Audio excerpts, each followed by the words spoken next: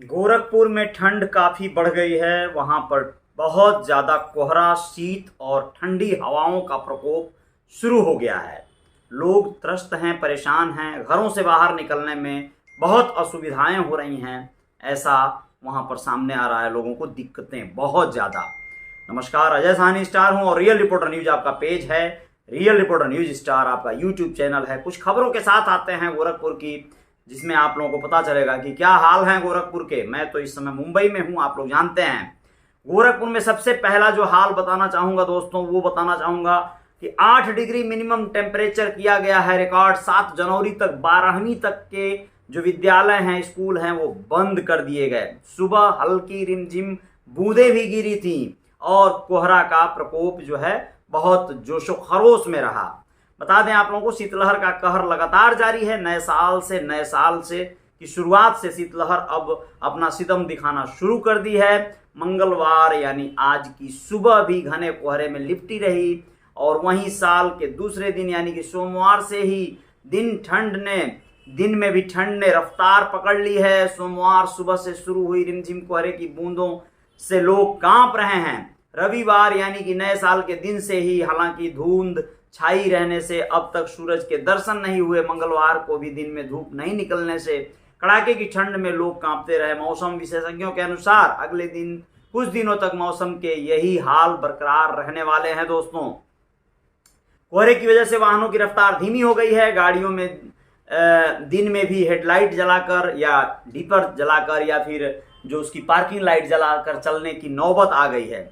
आप लोगों को बताएं, कई उड़ानें खराब मौसम की वजह से गोरखपुर से जो चलती हैं वो कैंसिल हो चुकी हैं। कड़ाके की ठंड को देखते हुए जिला प्रशासन ने 12वीं तक के स्कूलों की 7 जनवरी तक की छुट्टी कर दी है। ठंड बढ़ने से अधिकतम तापमान रविवार की तुलना में करीब 4 डिग्री लुढ़क गया। रविवार को मैक्सिमम टेम्परेचर 17.1 डिग्री दर्ज किया गया था, जो सोमवार को गिरकर 12 डिग्री पर आ गया।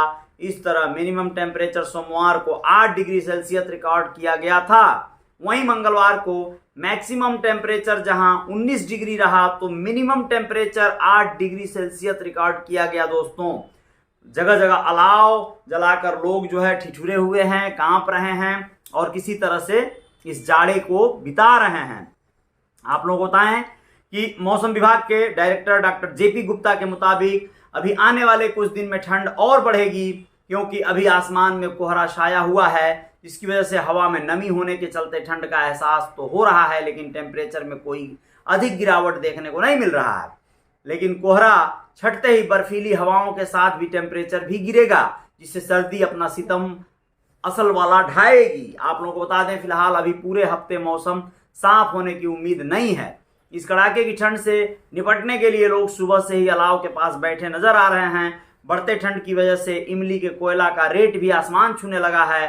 फुटकर बाजार में जलाने वाली लकड़ी के दाम जहां 20 से 25 रुपए किलो पहुंच गए हैं, तो इमली का कोयला वहीं पर आप लोगों को बता दें कि 50 से 60 रुपए किलो बिक रहा है। इसके अलावा हीटर, ब्लोअर और गर्म कपड़ों की भी जमकर खरीदारी हो रही है। ये हालत है वहाँ। कुछ और खबरों को आप लोगों को बता देना जरूरी समझते हैं कि 1 जनवरी यानी न्यू ईयर के पहले ही दिन एक व्यक्ति की उसी के खेत में शव मिला था। वह सोमवार की सुबह घर से खेत के सिंचाई के लिए निकला हुआ था। दूसरे दिन खेत में लाश मिलने से हड़कंप मच गया।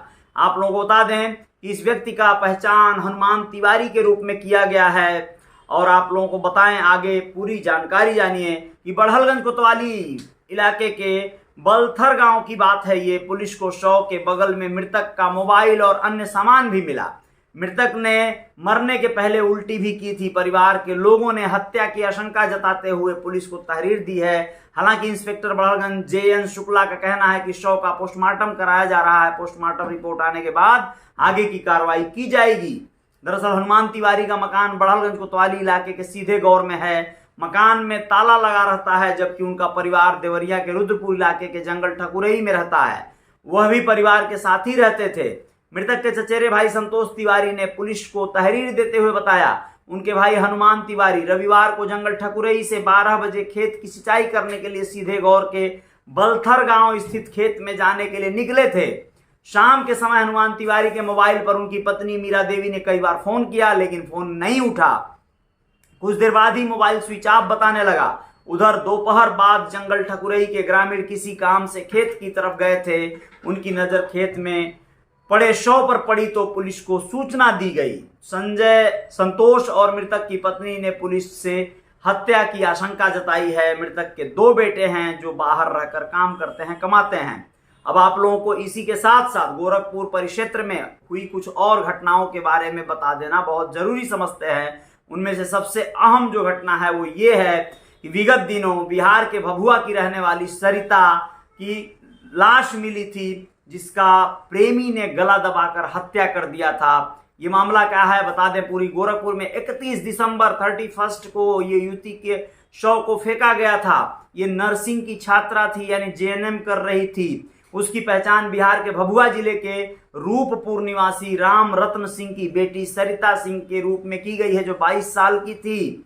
पुलिस की जांच में पता चला है कि युवती के प्रेमी मारुति नंदन उर्फ पवन का उसे घर से भगा कर ले जाने का पूरा कॉन्सेप्ट बना हुआ था। रास्ते में दोनों में किसी बात पर विवाद हो गया, जिसके बाद प्रेमी ने सरिता की गला दबाकर हत्या कर दी और उसकी लाश को अपने घर के पास ही फेंक दिया था। दरअसल 31 दिसंबर को बेलीपार इलाके के ककरा खोर गांव के पास युवती की लाश मिलने पर सनसनी फैल गई थी। उसी दिन से पुलिस युवती की पहचान में जुटी थी। इसी दौरान पता चला कि ककरा खोर गांव के मारुति नंदन के साथ एक युवती देखी गई थी। जब से युवती की लाश मिली है, मारुति नंदन भी घर से फरार है। संदेह होने पर पुलिस ने आरोपी की तलाश शुरू कर दी और उसे सोमवार को पकड़ लिया। पूछताछ में आरोपी ने पुलिस को बताया कि युवती से उसका प्रेम संबंध था। रास्ते में विवाद होने पर उसने चेहरे पर पंच मारा और फिर गला दबाकर उसे मार डाला। इसके बाद पुलिस ने पिता को बुलाकर युवती की शिनाख्त करवाई। पिता की तहरीर पर पुलिस ने मारुति नंदन के खिलाफ हत्या का साक्ष्य छिपाने की धारा में केस दर्ज कर लिया। एसपी साउथ अरुण कुमार सिंह ने बताया युवती की पहचान कर ली गई है, वह बिहार की रहने वाली थी। उसके प्रेमी ने ही उसकी हत्या कर दी थी। केस दर्ज कर पुलिस जांच कर रही है। आरोपी हिरासत में ले लिया गया है। ये आलम है वहां का। और इसके साथ साथ आप लोगों को एक बहुत ही सटीक जानकारी देना जरूरी समझते हैं, जिसमें आप लोगों को बताना चाहेंगे कि गोरखपुर चिड़ियाघर में इस नए वर्ष के साथ साथ एक नए मेहमान का आगमन हुआ है। जी हाँ, बहुत प्यारा सा नन्हा सा एक नवजात शिशु जो दरियाई घोड़े का है। उसकी माँ का नाम लक्ष्मी है। गोरखपुर चिड़ियाघर की शान कही जाती है लक्ष्मी।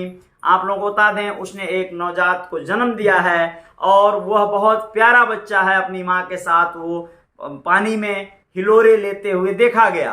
आप लोग बताएं कि 2021 में कानपुर चिड़ियाघर से ये लक्ष्मी को लाया गया था यहाँ। फिलहाल अभी नवजात और उसकी माँ को एकांत में रखा गया है।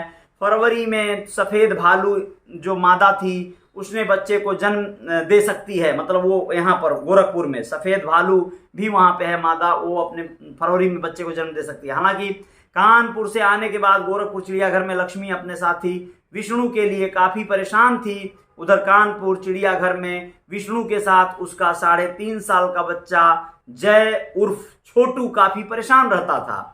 जय की परेशानी को देखते हुए कानपुर चिड़ियाघर के प्रबंधन ने कुछ दिनों बाद उसे भी गोरखपुर चिड़ियाघर भेज दिया था। उसके बाद से लक्ष्मी अपने बच्चे जय के साथ यहाँ के माहौल में ढल गई थी। आप लोग बता दें कि नए साल के पहले दिन रविवार की सुबह 4 से 5 बजे के बीच लक्ष्मी ने अपने बाड़े में नवजात को जन्म दिया।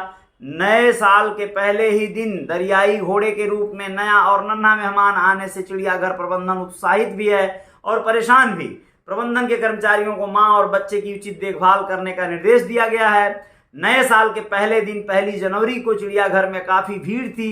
इस वजह से नवजात और उसकी मां को लोगों की पहुंच से दूर रखा गया। चिड़ियाघर के निदेशक डॉक्टर राजा मोहन ने बताया कि दरियाई घोड़े ने एक बच्चे को जन्म दिया है। अभी उसे 48 घंटे के लिए क्वारंटीन में रखा गया है। आप लोगों को बता दें कि वन्य जीव ने पिछले 3 महीने में 40 से अधिक बच्चों को जन्म दिया है, लेकिन इस बीच अलग अलग कारणों से एक राष्ट्रीय पंछी मोर, एक मगरमच्छ और एक बंदर को खो दिया गया है। प्राणी उद्यान ने इसकी जानकारी केंद्रीय प्राणी उद्यान प्राधिकरण को भेजी अपनी तिमाही रिपोर्ट में दी है। कोरोना संक्रमण के कारण प्राणी उद्यान बंद रहने के दौरान बजरीगर पक्षी ने अंडे दिए थे, जिनसे 6 बच्चे निकले हैं।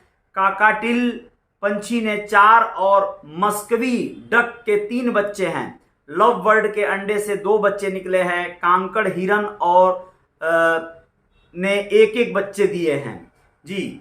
और आप लोग बता दें, मगरमच्छ अपने प्रजनन केंद्र में ही बच्चा देता है, लेकिन चिड़ियाघर में पहली बार मगरमच्छ और कछुआ ने बच्चे को जन्म दिया है। सितंबर महीने में मगरमच्छ ने बच्चे को जन्म दिया था। कई बच्चों में कुछ मर गए जबकि 12 बच्चे जिंदा हैं। पशु चिकित्सा अधिकारी डॉक्टर योगेश प्रताप सिंह के मुताबिक पर्यटकों के लिए प्राणी उद्यान बंद होने की वजह से वन्यजीवों को शांत माहौल मिला। इस अवधि में कई वन्यजीवों ने बच्चे को जन्म दिए। दरअसल गोरखपुर चिड़ियाघर 262 करोड़ रुपए की लागत से 121 एकड़ भूमि पर बना है। चिड़ियाघर के 30% हिस्से पर पहले से पेड़ पौधे लगे हुए थे। चिड़ियाघर के पशु चिकित्सा अधिकारी डॉक्टर योगेश प्रताप सिंह का कहना है कि जिस भूमि पर चिड़ियाघर का निर्माण करना हो, देखना पड़ेगा कि वहां जल भराव की कोई समस्या तो नहीं है, वहां पहले से पेड़ पौधों की व्यवस्था है अथवा नहीं। इसे देखते हुए चिड़ियाघर के लिए सेंट्रल जू अथॉरिटी से अनुमति मांगी जा सकती है। गोरखपुर के डीएफओ विकास यादव ने बताया, गोरखपुर चिड़ियाघर में फिलहाल 36 प्रजातियों के 200 वन्य जीव हैं, जबकि अभी कुल 68 प्रजातियों के 400 वन्य जीवों को यहां लाने की प्रक्रिया चल रही है। इसी की तर्ज पर प्रदेश में 3 और चिड़ियाघर बनाए जाने की तैयारी चल रही है। इन चिड़ियाघरों को गोरखपुर की तर्ज पर विकसित किया जाएगा। झांसी से प्रस्ताव व डीपीआर की प्रति मांगी गई है, जिसे वहां के वन अधिकारियों को सौंप भी दिया गया है। तो ये आलम रहा, ये हालत रहा। चिड़ियाघर में मस्कवी डक ने कुछ दिनों पहले बच्चे जन्म दिए थे। यह मछली बेहद ठंडे जगहों पर रहती है। चिड़ियाघर के वेटलैंड में प्रवास के दौरान इसने बच्चे जन्मे थे। सूत्रों ने बताया कि इन्हें सारनाथ पंछी विहार केंद्र में देकर बदले में 106 कीवी मछलियां लाई गई हैं। अब ये मछलियां चिड़ियाघर के ताल में मौजूद हैं। बहुत बहुत शुक्रिया, धन्यवाद आप सभी का, बहुत बहुत धन्यवाद।